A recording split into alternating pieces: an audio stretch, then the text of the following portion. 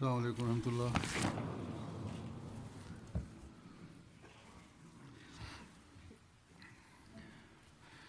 أشهد أن لا إله إلا الله وحده لا شريك له وأشهد أن محمدا عبده ورسوله أما بعد فأعوذ بالله من الشيطان الرجيم بسم الله الرحمن الرحيم الحمد لله رب العالمين الرحمن الرحيم مالك يوم الدين إياك نعبد وإياك نستعين اهدنا الصراط المستقيم صراط الذين أنعمت عليهم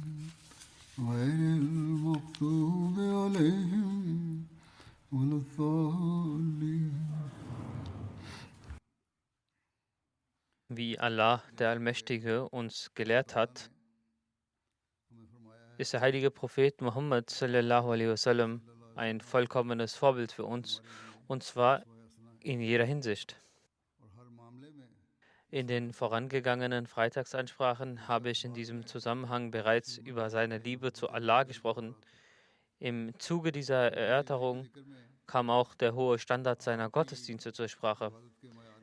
Eigentlich hatte ich beabsichtigt, das Thema seiner Gottesdienste im Anschluss an das Thema der Liebe zu Allah gesondert zu behandeln. Doch als ich über die Liebe zu Allah sprach, kamen unweigerlich viele Begebenheiten zur Sprache, die seinen Gottesdienst betrafen. Auch wenn ich es wollte, kann ich diese beiden Themen nicht voneinander trennen, denn sie bedingen einander unabdingbar. Es gibt keinen Gottesdienst ohne die Liebe zu Allah und keine Liebe zu Allah ohne Gottesdienst. Fehlt die Liebe zu Allah, so kann wahrhaftiger Gottesdienst gar nicht stattfinden. Jedenfalls, was ich heute weiter ausführen werde, steht zwar unter der Überschrift des Gottesdienstes, mündet aber letztlich, wie ich schon in der letzten Ansprache erwähnte, in der Liebe zu Allah. Den hohen Maßstab dieser Liebe, wie ihn Allah im Heiligen Koran dargelegt hat, habe ich bereits in den vergangenen Freitagsansprachen anhand eines Verses erläutert. Allah Ta'ala sagt: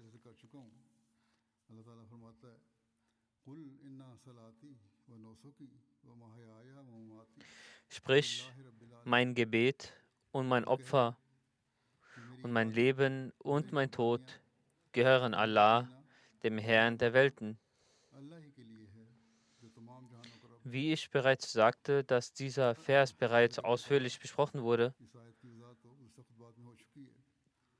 bedarf es keiner Wiederholung, indem Allah uns durch den heiligen Propheten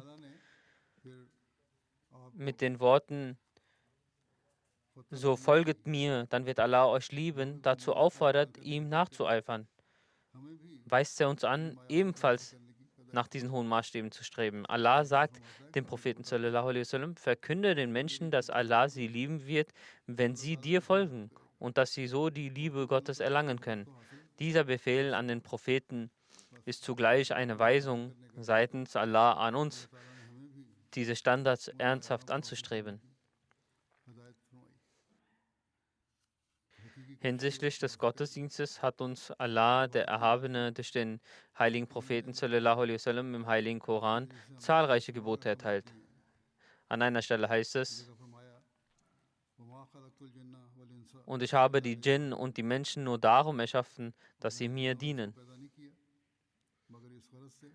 Damit macht Allah deutlich, wenn ihr mir folgen wollt, dann hört gut zu, begreift den Zweck der menschlichen Schöpfung, so wie ich ihn begriffen habe, und bemüht euch, diesem Zweck gerecht zu werden.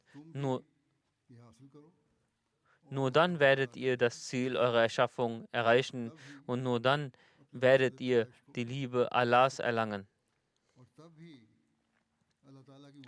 Ferner lenkt Allah, der Erhabene, an einer anderen Stelle die Aufmerksamkeit auf den Gottesdienst und spricht: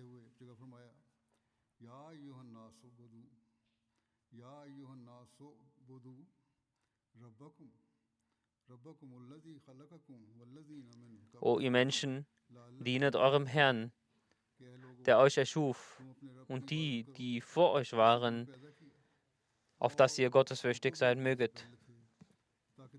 Um also die Nähe Allahs zu erlangen und Taqwa, die Gottesfurcht zu entwickeln, ist es unerlässlich, Allah anzubeten und das Niveau dieses Gottesdienstes stetig zu steigern. Weiter spricht Allah, der Erhabene: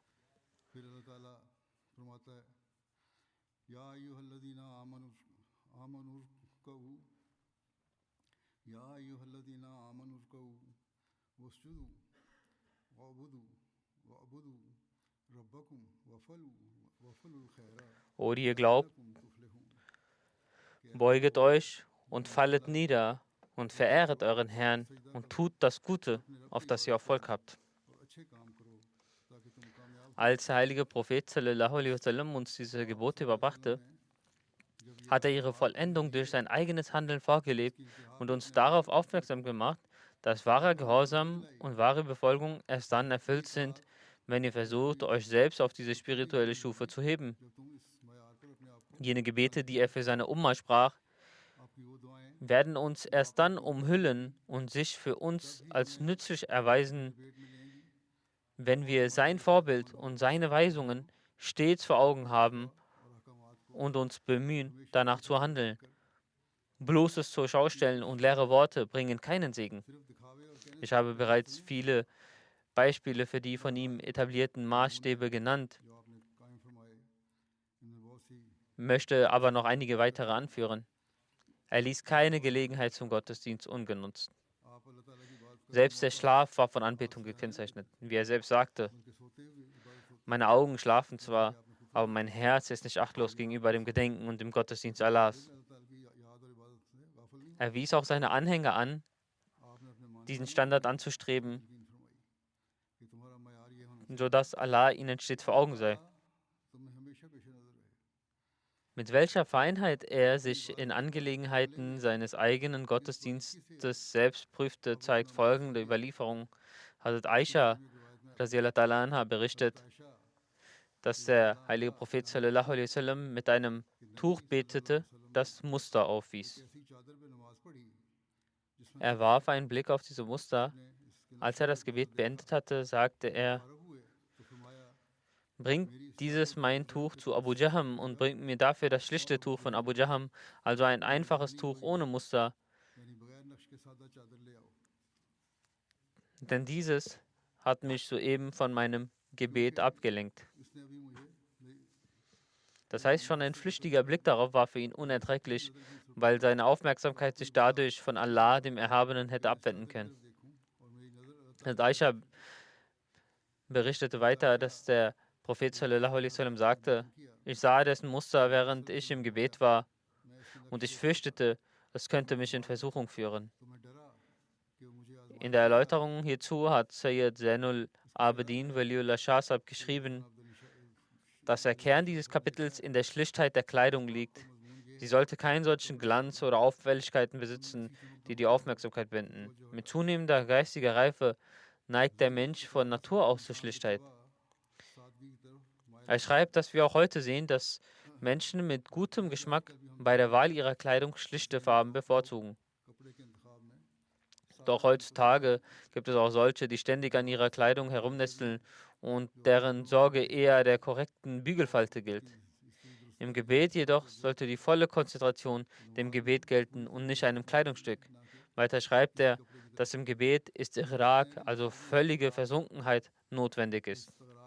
Das heißt, das Gebet kann nur dann ein wahrhaftiges Gebet sein, wenn der Mensch gänzlich darin eintaucht.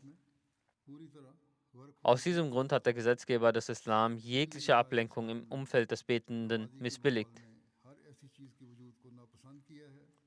Dies verdeutlicht, mit welcher Intensität er Allah anbeten wollte, sodass nicht einmal ein flüchtiger Blick auf etwas fallen sollte, das ihn von Allah ablenken könnte. Diesbezüglich heißt es in verschiedenen Ahadith, dass im Sichtfeld keine Bilder geben sollte, Weder sollte Kleidung mit Bildern von einem sein, noch ein Vorhang mit Abbildungen, denn all diese Dinge können dazu führen, dass man im Gebet abgelenkt wird. Deshalb wurde davon abgeraten. Beim Beten sollten sich keine solchen Vorhänge oder Abbildungen vor einem befinden, die die Aufmerksamkeit ablenken, wenn man sich ihnen zuwendet, insbesondere nicht in Richtung der Qibla. Ein weiteres Zeugnis für seinen allerhöchsten Standard findet sich in folgendem Bericht. Hazrat Jafar bin Muhammad berichtet von seinem Vater, dass Hazrat Aisha radiallahu anha gefragt wurde, wie war das Bett des Gesandten Allah sallallahu alaihi wasallam in ihrem Haus beschaffen? Sie antwortete, es war aus Leder und mit Palmfasern gefüllt. Hazrat Hafsa radiallahu anha wurde ebenfalls gefragt, wie war das Bett des Gesandten Allah sallallahu alaihi wasallam bei ihnen? Sie antwortete, es war aus grobem Wollstoff gefertigt aus Tierhaar. Ich legte es doppelt, damit es etwas weicher wurde, und Hazur sallallahu alaihi wasallam schlief darauf. Eines Nachts dachte ich, warum lege ich es nicht vierfach, damit es noch weicher und bequemer wird? Das würde ihm mehr Ruhe verschaffen. Also legten wir es vierfach zusammen. Als er morgen anbrach, fragte er sallallahu alaihi wasallam, was habt ihr mir heute Nacht untergelegt? Hazrat Hafsa berichtet, dass ich antwortete, es war ihr gewohntes Bett, wir haben es nur vierfach gefaltet, damit es für sie bequemer ist. Da sagte er, sallallahu alaihi wasallam, belasst es in seinem ursprünglichen Zustand, denn seine übermäßige Weichheit wurde mir heute Nacht zu einem Hindernis für das Gebet.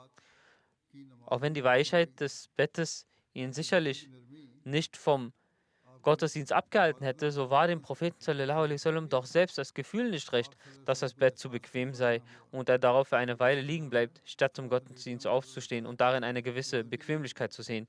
Dies war sein höchster Maßstab.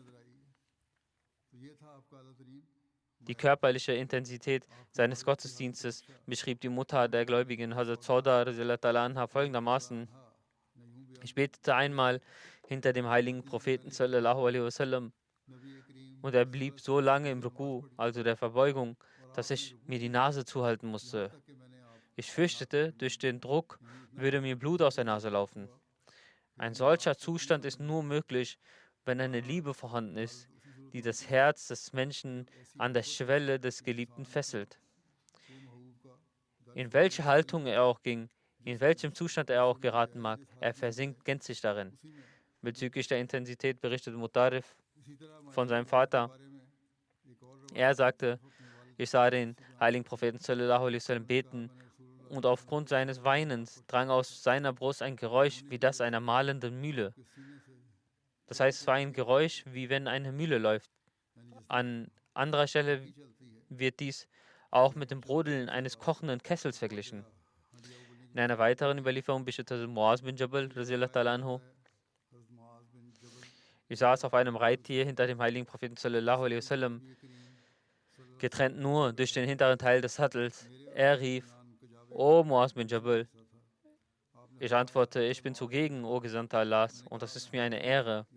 Dann ritt er eine Weile weiter und sagte erneut, O Muaz bin Jabal. Ich antwortete wieder, ich bin zugegen, O Gesandter Allahs, und das ist mir eine Ehre.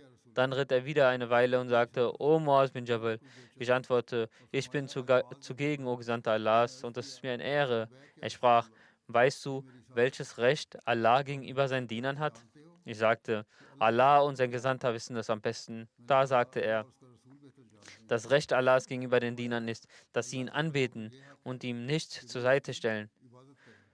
Dann ritt er eine Weile weiter und fragte, O Muaz bin Jabal. Ich sagte, ich bin zugegen, O Gesandter Allahs, und das ist mir eine Ehre. Er sprach, weißt du, welches Recht die Diener gegenüber Allah haben? Zuerst ging es um Allahs Recht, nun um das Recht der Diener, vorausgesetzt, sie erfüllen ihre Pflicht als anbetende Diener. Ich sagte, Allah und sein Gesandter wissen es am besten. Da sagte er, dass er sie nicht straft. Das heißt, dass Allah die Diener vor der Pein bewahrt. Der Prophet sallallahu alaihi wasallam hat also nicht nur seine eigenen Maßstäbe etabliert, sondern uns auch den Rat erteilt, diese zu erreichen. Wenn ihr so handelt, werdet ihr die Liebe Allahs erlangen und vor seiner Strafe bewahrt bleiben. Also Masih Maud Islam sagt an einer Stelle im Lobpreis des heiligen Propheten sallallahu alaihi wasallam, der heilige Prophet sallallahu alaihi wasallam nahm sich der Aufgabe der Aufrechterhaltung der Sunna genauso an wie der Verbreitung des heiligen Koran. Genauso wie der heilige Koran völlige Gewissheit ist, ist auch die praktizierte und regelmäßige Sunna Gewissheit.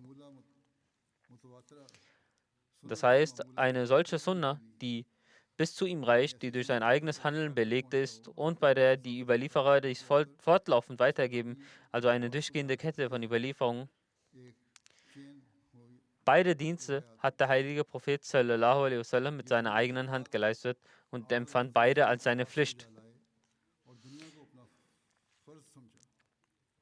Als beispielsweise das Gebot des Namas, des Ritualgebets kam, legte der heilige Prophet sallallahu alaihi wasallam dieses Wort Allahs durch sein Tun offen und zeigte durch seine Praktizierung, welche Rakat zum Fajr-Gebet gehörten und welche zum Maghrib-Gebet und wie die Rakat der übrigen Gebete aussahen.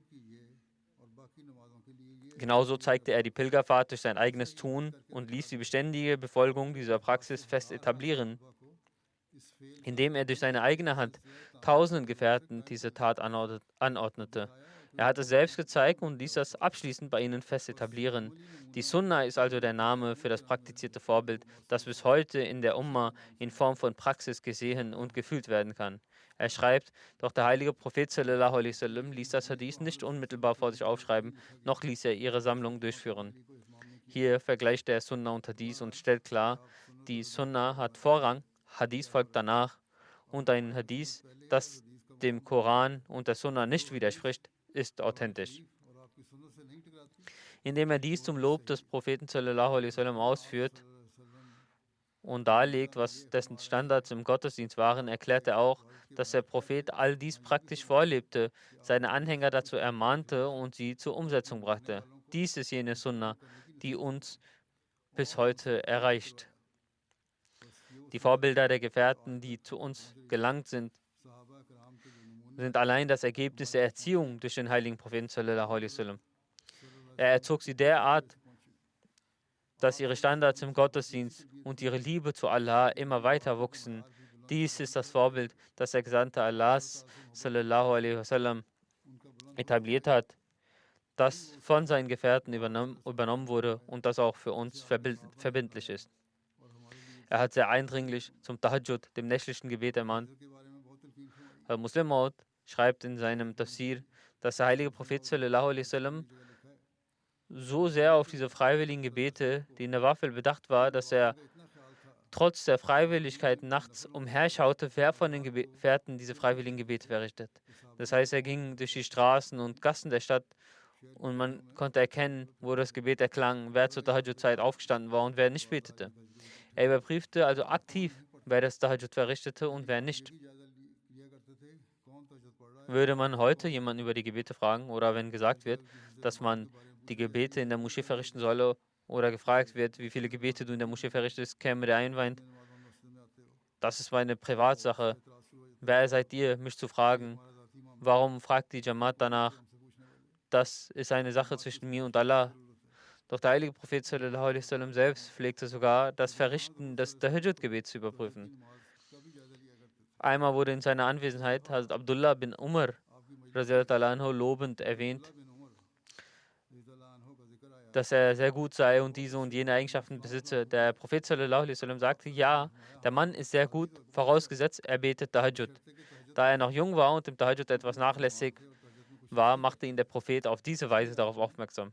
Ferner sagte der heilige Prophet sallallahu alaihi wasallam, dass Allah sich jenes Ehepaares erbarmen möge. Wenn der Mann nachts aufwacht, soll er Tahajjud beten und seine Frau wecken, dass auch sie aufstehen und das Tahajjud verrichten soll. Wird sie nicht wach, darf er ihr sanft Wasser ins Gesicht spritzen. Ebenso soll die Frau, wenn sie aufwacht, selbst das Tahajjud verrichten und ihren Mann wecken. Und wenn er nicht reagiert, ihm Wasser ins Gesicht spritzen. Seht, einerseits hat der Gesandte Allahs es als äußerst notwendig erklärt, dass eine Ehefrau ihren Ehemann respektiert und andererseits zum Zwecke des Aufweckens für Tahajjud sogar das Bespritzen mit Wasser erlaubt. Dies zeigt, für wie essentiell er das Tahajjud hielt. Zudem sagt der Koran, dass das Aufstehen in der Nacht das Ego, das Nafs, diszipliniert. Deshalb riet der Prophet sallallahu alaihi wasallam den Gefährten: Auch wenn ihr nur 2 Rakat Tahajjud betet, so betet es unbedingt. Aus den Ahadith ist auch bekannt, dass Allah, der Erhabene, im letzten Teil der Nacht seinen Dienern besonders nahe kommt und Gebete erhört. Deshalb ist das Verrichten des Tahajjud sehr wichtig und sehr vorteilhaft.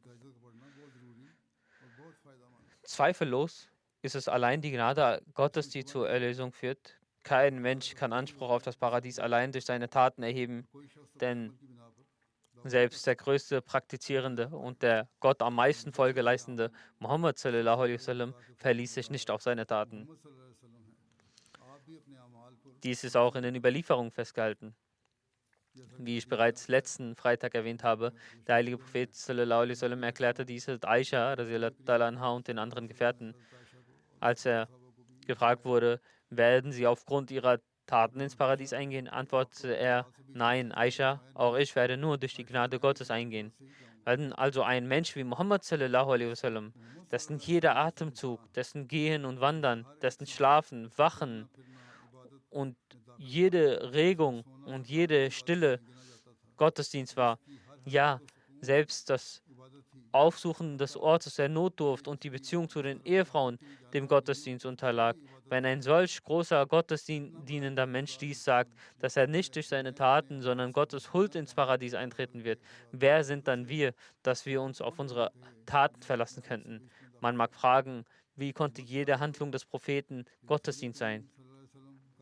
Dies ist so, weil Allah bestätigt hat, dass jeder seiner Zustände Gottesdienst war.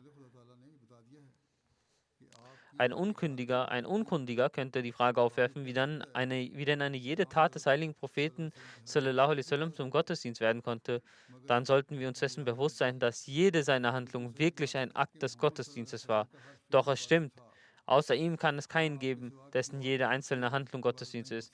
Da er das vollkommene Vorbild, das Uswai Hasana ist, geschah jede seiner Handlungen um Gottes Wohlgefallen willen. Und was um Gottes Willen geschieht, wird zum Gottesdienst. Bei jedem anderen Menschen ist dies nicht automatisch der Fall. Über den heiligen Propheten sallallahu alaihi wasallam hat Allah gesagt: Wahrlich, ihr habt an jeder Handlung des Gesandten Allah sallallahu alaihi wasallam ein schönes Vorbild. Bedeutet dies etwa nicht, dass der Gesandte Allahs durch sein Handeln definiert, was erlaubt und was verboten ist, was erwünscht und was missbilligt ist? Jede seiner Handlungen ist eine Veranschaulichung, eine Angabe. Zum Beispiel war sein Gebet nicht nur die Umsetzung eines göttlichen Gebots, sondern gleichzeitig eine Proklamation. Dies sind Pflichtgebete, dies Sunna-Gebete und dies freiwillige Gebete, die über die Pflichtgebete hinausgehen und deren Verrichtung für die Nähe Gottes notwendig ist. Sein Essen war eine Verkündung dessen, was halal ist. Was er mied, war nicht zum Verzehr geeignet. Da sein ganzes Handeln als Vorbild diente, war alles, was er tat oder unterließ, sowie was er anordnete und verbat, Teil seines Gottesdienstes, da es dem Befehl Gottes unterstand. Ein Beispiel hierfür ist die Frage einer Person nach der Zeit des Asr-Gebets. Natürlich ist es vorzuziehen, das Gebet zur frühesten Zeit zu verrichten, doch einmal zögerte der Prophet sallallahu alaihi wasallam so lange hinaus, bis die Zeit äußerst knapp wurde. Auch dieses Hinauszögern war ein Gottesdienst. Warum? Weil er damit der Umma lehrte, dass ein Gebet, das aus zwingenden Gründen erst zur letzten Zeit verrichtet wird, dennoch gültig ist. Seine Pflichtgebete, seine Sunna und seine Nawafil waren alle eine Proklamation des Gottesdienstes.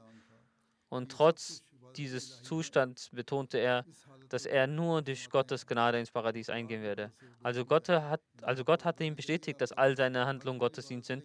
Dennoch erklärte der Prophet, dass er nur durch Gottes Huld ins Paradies kommen wird. Wie können wir dann mit unseren geringfügigen Taten behaupten, dass wir durch unsere Taten ins Paradies kommen werden?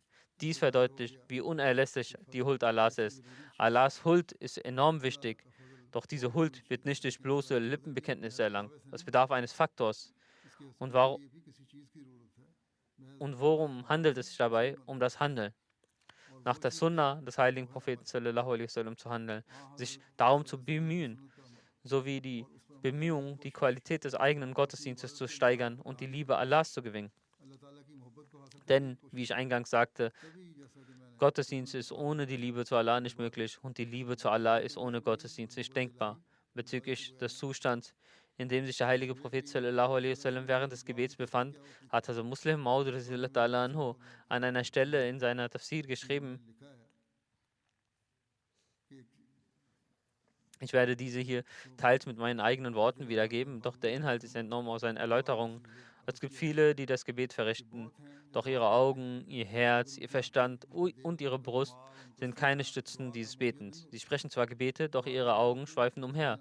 Ihr Herz weilt an einem anderen Ort und ihre Gedanken irren ab. Jene Liebe, die das Brust erfüllen sollte, die Liebe zu Allah, dem Erhabenen, ist nicht vorhanden. Und was ist die Folge? Da diese Faktoren das Gebet nicht begleiten und das nicht bestätigen, bleibt es ein rein äußerliches, formelles Gebet. Die Augen werden nicht feucht, das Herz schmilzt nicht dahin. Während des Gebets aber sollten sich die Augen mit Tränen füllen. Das Herz sollte weich werden und der Verstand sich ungeteilt auf Gott richten. Wenn die Brust nicht vor Eifer wallt, so ist das Resultat, dass das Gebet wirkungslos verfliegt, gerade so wie Staub verweht wird. Wer könnte wohl freier sein als der heilige Prophet sallallahu alaihi wasallam? Und doch wird über ihn berichtet, dass zuweilen, wenn er betete, ein Laut aus seiner Brust drang, der dem Brodeln eines kochenden Topfes glich.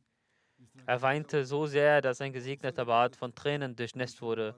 Viele Menschen jedoch verhalten sich ihrer Gewohnheit gemäß, selbst Allah gegenüber hochmütig und missbilligen das Weinen im Gebet. Es ist jedoch unabdingbar, dass im Gebet ein Zustand der Rührung eintritt. Hierfür muss der Mensch sich ernsthaft bemühen. Der verheißene Messias a.s. hat uns dafür ein wirksames Mittel genannt. Man solle seine Miene so gestalten, als ob man weine. Dieser rein äußerliche Zustand wirkt schließlich auf das Herz ein, sodass dann auch wirkliche Tränen fließen. Der heilige Prophet sallallahu alaihi wasallam hat uns gelehrt, dies sind meine Standards der Anbetung und ich bin dankbar. Er brachte zum Ausdruck, Allahs Huld ist es, die mich retten wird. Und um diese Huld zu erlangen, bete ich und danke ihm für seine Gaben. Denn Allah ist der Unbedürftige. Wenn ich ihm keine Dankbarkeit erweise, wer weiß, wie er dann an mir handeln würde. Wenn also selbst ein Mensch wie der heilige Prophet sallallahu alaihi wasallam, der das Oberhaupt aller Rechtschaffenen ist, nicht auf Taten verzichten konnte, wie könnten dann andere Menschen davon befreit sein? Wie können Leute behaupten, sie seien der Taten enthoben, sie bedürften keiner Werke mehr und Allah würde ihnen ohnehin vergeben? Solche Aussagen stammen von Ungläubigen, nicht von Gläubigen. Auch das Gedenken Allahs ist eine Sunna des heiligen Propheten sallallahu alaihi wasallam.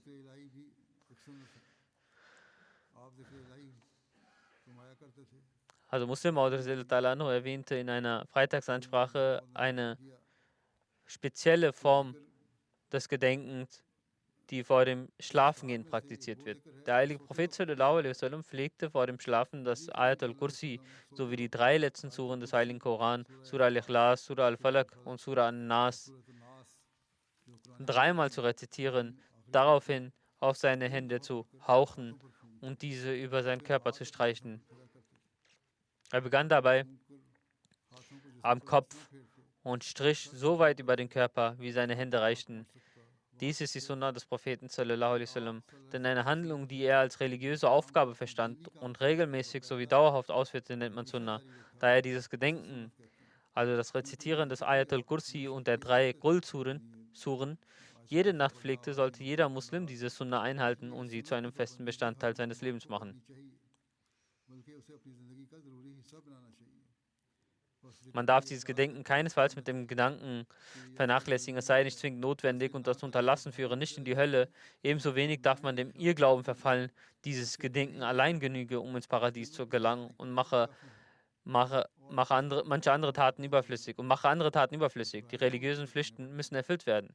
Manche Leute schreiben mir Briefe und bitten um ein kurzes Gebet oder ein Zikr, den sie aufsagen können, damit in ihnen Tugenden entstehen, ihre Sünden getilgt werden, ihre Angelegenheiten sich regeln und sie Allahs Nähe erlangen. Das Fundament jedoch ist der Gottesdienst, also die Pflichtgebete. Der heilige Prophet sallallahu alaihi wasallam verrichtete nach den Pflichtgebeten auch die freiwilligen Gebete. Zuerst gilt es also, jene Standards zu erreichen, die für das Erscheinen vor Allah in den Pflichtgebeten notwendig sind. Danach folgen die Nawafil und erst dann das weitere Gedenken Allahs. Der Sikr lenkt die Aufmerksamkeit des Menschen auf weitere Tugenden, doch gleichzeitig ist es unerlässlich, hohe moralische Werte zu leben und gute Taten zu vollbringen. Um die Nähe Allahs zu erlangen, Probleme zu lösen und die Erhörung von Gebeten zu erfahren, ist es notwendig, jedem Befehl Allahs Folge zu leisten. Und zwar genauso, wie es uns der heilige Prophet sallallahu alaihi wasallam vorgelebt hat. Man muss danach streben, dieser vollständigen Sunna zu folgen. Man darf sich keinesfalls der Illusion hingeben, dass das bloße Aufsagen von Zikr alle Probleme löst oder den Weg ins Paradies garantiert. Taten und die Erfüllung der Pflichten sind in jedem Fall wichtig. Wenn selbst der heilige Prophet sallallahu alaihi wasallam für seinen spirituellen Fortschritt dieser Formen des Gedenkens bedurfte, wie können wir denn behaupten, wir hätten sie nicht nötig? Wie erwähnt, war es eine ständige Praxis, vor dem Schlafen das Ayatul Kursi und die 3 Qul-Suren dreimal zu rezitieren und den Segen durch Berührung auf seinen Körper zu übertragen.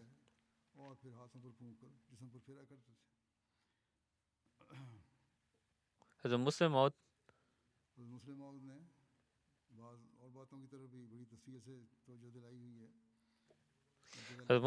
hat auch auf einen anderen Aspekt sehr detailliert hingewiesen. Er schreibt an einer Stelle, religiöse Führer sind oft bestrebt, den Eindruck zu erwecken, ihre Gottesdienste und ihr Gedenken seien intensiver als die der gewöhnlichen Menschen. Solche Personen, die sich Gelehrte nennen oder an der Spitze religiöser Organisationen stehen, verfallen in Gekünsteltheit, damit die Leute sie für besonders fromm halten. Selbst große politische Führer haben dieses Verhalten angenommen. Selbst große politische Führer haben dieses Verhalten angenommen. Man sieht sie mit Gebetsketten in den Händen, ob Imam einer Moschee oder Amtsinhaber einer Organisation. Sie betrachten sich als Vorbilder für die Welt oder versuchen zumindest, diesen Eindruck zu vermitteln. Um diesem Anspruch gerecht zu werden, greifen sie zur Heuchelei und stellen ihre Frömmigkeit zur Schau. Dies findet man sowohl bei muslimischen als auch bei nicht-muslimischen Anführern. Und ähnliche Berichte gibt es über gewisse Stammesführer. Wenn es sich um Muslime handelt, geht ihr Drang zur Selbstdarstellung so weit, dass sie beim Wudu, bei der Gebetswaschung, die Gliedmaßen mit übertriebenem Aufwand und lange waschen. Sie behaupten sogar, Wassertropfen des Wusus dürften nicht auf den Körper fallen, da dies Unreinheit verursache. Ihre Verbeugungen und Niederwerfungen dehnen sie künstlich in die Länge, nur um durch ihre Haltung Demut und Hingabe vorzutäuschen. Geschehe dies, um Allahs Liebe zu gewinnen, wäre es eine andere Sache, doch es geschieht, um der Welt zu gefallen. Vor den Augen der Menschen murmeln sie lange Litaneien und halten Gebetsketten in der Hand, um äußerlich den Eindruck von Sikr zu erwecken. Der heilige Prophet sallallahu alaihi wasallam hingegen, der gottesfürchtigste und reiner war als jeder andere Mensch und dessen Gottesfurcht niemand erreichen kann, blieb in all diesen Dingen schlicht. Sein Leben war gänzlich frei von solchen Umständlichkeiten und Förmlichkeiten. Als Abu Qatada berichtet, dass der heilige Prophet sallallahu alaihi wasallam sagte, manchmal stehe ich zum Gebet auf und habe die Absicht, es in die Länge zu ziehen. Doch dann höre ich das Weinen eines Kindes und verkürze mein Gebet aus der Sorge heraus, ich könnte die Mutter des Kindes in Bedrängnis bringen. Mit welch einer Schlichtheit erklärte der heilige Prophet sallallahu alaihi wasallam doch, dass er das Gebet wegen der Stimme eines Kindes zügig verrichtete. Die heutigen sogenannten Sufi, die Mystiker, würden eine solche Aussage wohl als Beleidigung ihrer Würde empfinden. Sie setzen ihren Stolz in der Zurschaustellung, dass sie im Gebet derart entrückt sind, dass sie selbst Trommelschläge neben sich nicht bemerken würden. Doch der heilige Prophet sallallahu alaihi wasallam war frei von solch künstlichem Verhalten. Seine Größe war ihm von Gott, dem Erhabenen, verliehen. Sie war nicht von Menschen gemacht. Er verlangte nichts von Menschen. Er suchte die Erhabenheit allein bei Gott, dem Erhabenen, weshalb er frei von solchen Dingen war. Solche Vorstellungen hegt nur jemand, der glaubt, dass Menschen einem Ehre verleihen. Diese Zurschaustellung kann nur jemandem zugeordnet werden, der glaubt, dass die Menschen Ehre verleihen. Wer jedoch verstanden hat, dass alle Ehre von Allah kommt, so wie es der heilige Prophet sallallahu alaihi wasallam durch seine Praxis und sein Handeln gezeigt hat, dem kommen solche Gedanken nicht in den Sinn. In ihnen herrscht Einfachheit und so sollte es auch sein. Als Anas radhiyallahu anhu erzählt, dass er einmal gefragt wurde, ob der heilige Prophet sallallahu alaihi wasallam mit Schuhen das Gebet verrichtete. Zwar gilt es in der Anbetung hohe Standards zu erreichen, doch wo Erleichterung geboten ist, soll man sie nutzen. Ähnlich wie ich es bezüglich der Zeit des Asr-Gebets erläutert habe, dass man alle Aspekte berücksichtigen muss. Doch im Kern und in der Realität geht es darum, die Anbetung Allahs und sein Wohlgefallen im Blick zu behalten. Jedenfalls, also Hazrat Anas radhiyallahu anhu, wurde gefragt, ob der heilige Prophet sallallahu alaihi wasallam auch mal mit Schuhen das Gebet verrichtet habe. Er bejahte dies. Aus diesem Ereignis lässt sich herausstellen, wie sehr der heilige Prophet sallallahu alaihi wasallam Geziertheit vermied. Die heutigen Muslime, die weder den Glauben noch die Lehren des Islam wirklich kennen, würden wohl einen Aufstand machen, wenn sie jemanden mit Schuhen beten sehen. Solange jemand nicht all ihre selbstgemachten Bedingungen erfüllt, können sie es nicht ertragen. Der Prophet sallallahu alaihi wasallam jedoch ist unser perfektes Vorbild. Er achtete auf die Realität und war nicht an Formalitäten gebunden. Leider ist dieser Zustand auch heute noch anzutreffen. Ein Ahmadi schrieb mir von einer Begebenheit. Ein Gegner sprach ihn an und fragte, warum er das Glaubensbekenntnis spreche oder warum er überhaupt bete. Er sagte, du verrichtest doch gar kein Gebet, noch kennst du den Koran, was weißt du schon? Was hast du damit zu tun? Er erwiderte, ob ich es kann oder nicht. Da du aber ein Ahmadi, ein Mirzai, ein Qadiani bist, hast du nicht zu beten. Und es sollte dir auch gar nicht möglich sein. Dies ist der Zustand der heutigen Leute. Sie selbst handeln nicht, aber sind uns feindlich gesinnt. Fest steht, dass Reinheit und Sauberkeit Bedingungen für die Anbetung Allahs sind, wie es der heilige Koran und die Ahadith belegen. Wenn die Schuhe jedoch sauber sind und man damit nicht an Orten war, wo sie mit Dreck in Berührung kamen, spricht im Bedarfsfall nicht dagegen, damit zu beten. Durch dieses Verhalten hat der Prophet sallallahu alaihi wasallam seiner Umma eine große Erleichterung verschafft und sie vor künftiger Geziertheit und Künstlichkeit bewahrt. Jene, die heute über solche Kleinigkeiten streiten und in Formalitäten vernannt sind, sollten von diesem vollkommenen Vorbild lernen. Eine Handlung, die der Ehrfurcht vor Allah und der Gottesfurcht keinen Abbruch tut, mindert auch nicht den spirituellen Rang eines Menschen. Des Weiteren ist das Aufrichten des Gebets eine sehr wichtige Sache. Dies bedeutet, selbst zu beten, andere dazu anzuhalten und das Gebet mit Aufrichtigkeit, Eifer, nach ordnungsgemäßer Waschung, ruhig und bedächtig, sowie in der Gemeinschaft unter Einhaltung aller Bedingungen zu verrichten. In einem Hadith heißt es, das Gebet sei ein Mittel der Begegnung zwischen Gott und dem Diener. Durch das Gebet färbt sich der Gläubige in jener göttlichen Farbe, die Allah durch den Propheten vermitteln möchte. Der heilige Prophet sallallahu alaihi wasallam legte so großen Wert auf das Gemeinschaftsgebet, dass einmal ein blinder Gefährte zu ihm kam und sagte, O Gesandter Allahs, sallallahu alaihi wasallam, mein Haus ist weit von der Moschee entfernt und da der Weg zur Moschee mir große Schwierigkeiten bereitet, bitte ich Sie, mir zu erlauben, dass ich an den Tagen, an denen es regnet, das Gebet zu Hause zu verrichten. In Medina bestanden die Häuser aus Lehm und bei Regen füllten sich die Gassen mit Wasser, sodass man sich an den Hauswänden entlang tasten musste. Es war dort jedoch gang und gäbe, dass zum Schutz vor dem Wasser Steine an den Wänden angebracht wurden, damit das Wasser die Lehmwände nicht beschädigte. Der blinde Gefährte sagte, wegen des Wassers kann ich nicht in der Mitte des Weges gehen. Gehe ich am Rand, sehe ich nichts und die Steine verletzen mich. Ich laufe Gefahr zu stürzen. Darf ich also zu Hause beten? Der heilige Prophet sallallahu alaihi wasallam sagte, gut, bete zu Hause, wenn es dir schwerfällt, ist es kein Problem. Doch als der Mann ging, ließ der Prophet sallallahu alaihi wasallam ihn kurz darauf zurückrufen und fragte, erreicht der Ruf zum Gebet dein Haus?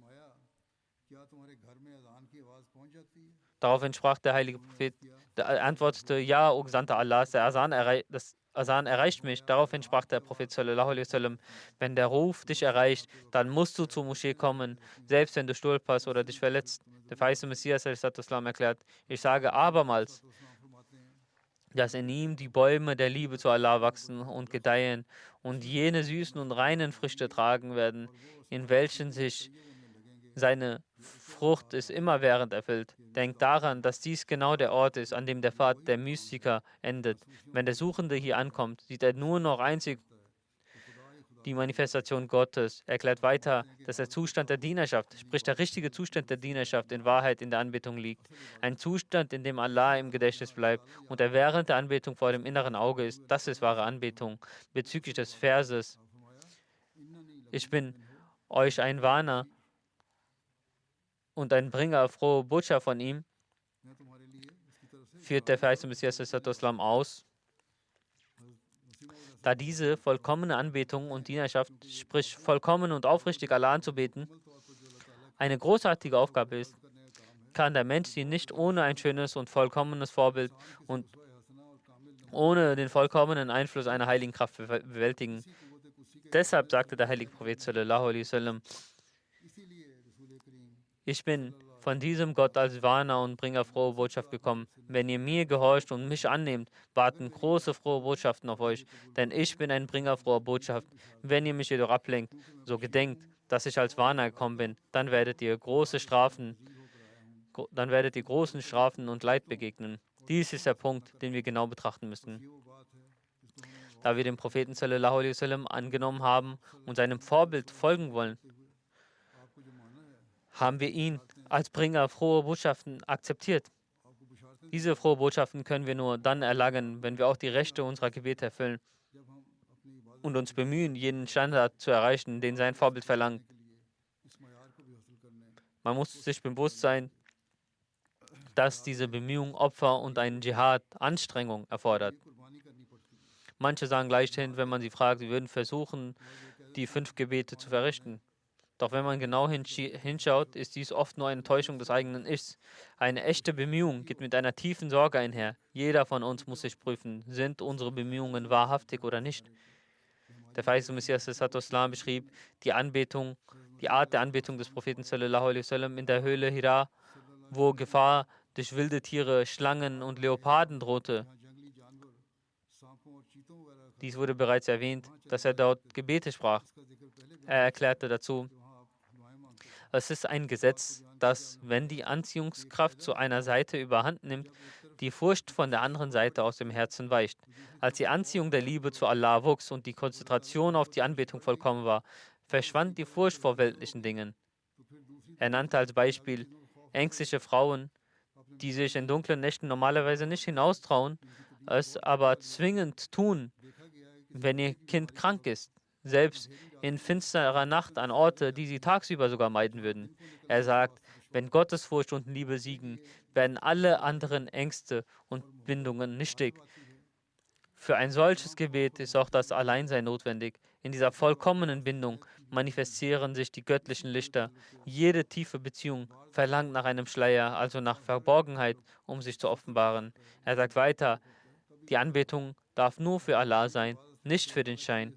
Wenn ihr in Gehorsam, Anbetung und Dienst Geduld zeigt, wird Gott euch niemals verloren gehen lassen. Im Islam gab es Tausende, die allein an ihrem spirituellen Licht erkannt wurden.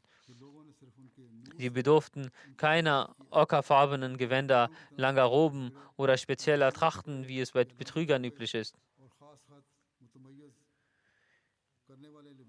Die aufrichtigen Menschen Gottes trugen keine Uniformen, um sich durch das Gewand als großer Bettelmönch, großer Mystiker oder besonders fromm auszuweisen. Der heilige Prophet sallallahu alaihi wasallam trug keine Kleidung, die ihn von anderen abhob. Einmal verwechselte ein Mann Hazrat Abu Bakr radiallahu ta'ala anhu mit dem heiligen Propheten sallallahu alaihi wasallam, schüttelte ihm die Hand und erwies ihm Ehre. Schließlich stand Hazrat Abu Bakr auf und fächelte dem Propheten sallallahu alaihi wasallam Luft zu. So zeigte er durch seine Handlung und nicht durch Worte, dass jener der Prophet sallallahu alaihi wasallam war und er selbst nur der Diener. Wenn ein Mensch Gott dient, wozu braucht er dann bunte Kleider, eine besondere Aufmachung oder Gebetsketten um den Hals? Solche Leute, die sich Ketten umhängen und lange Gebetsketten in den Händen tragen, sind Hunde der Welt. Sie gehören der Welt, nicht Gott. Wer Gott sucht, verschwendet keinen Gedanken an spezielle Kleidung oder Uniformen. Er will vor den Blicken der Menschen verborgen bleiben. Doch Allah holt manche seiner Weisheit gemäß hervor, um seine Göttlichkeit zu beweisen. Der heilige Prophet sallallahu alaihi wasallam hatte niemals den Wunsch, dass die Leute ihn Prophet nennen oder ihm gehorchen.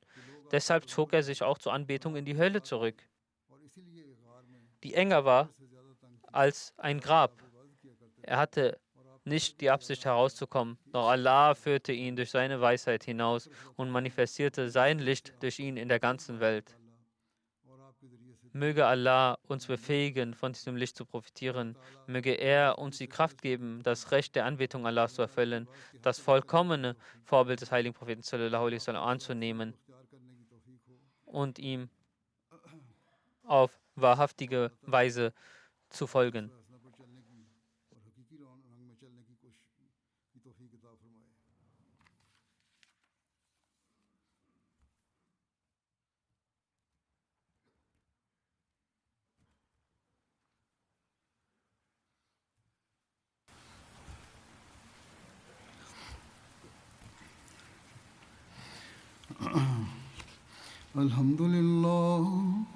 الحمد لله نحمده ونستعينه ونستغفره ونؤمن به ونتوكل عليه ونعوذ بالله من شرور أنفسنا ومن سيئات أعمالنا من يهده الله فلا مضل له ومن يضلل فلا هادي له ونشهد أن لا إله إلا الله ونشهد أن محمدا عبده ورسوله عباد الله رحمكم الله إن الله يأمر بالعدل والإحسان وإيتاء ذي القربى وينهى عن الفحشاء والمنكر والبغي يعظكم لعلكم تذكرون اذكروا الله يذكركم وادعوه يستجب لكم ولذكر الله أكبر